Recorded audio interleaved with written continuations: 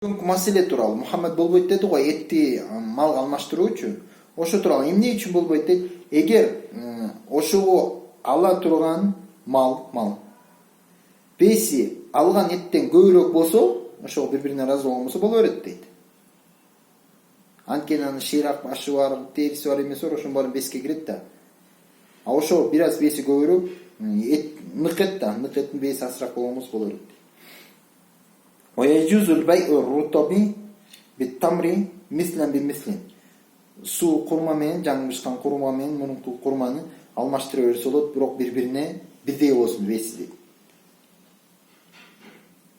والعنب بالزبيب.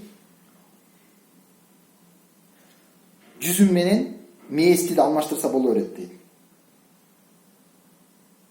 ولا يجوز البيع الزيتون بالزيت.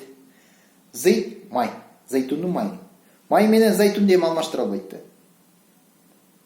Канча зайтундан канча май чыгарын билбейбиз да. Ошон үчүн алмаштыра албайт.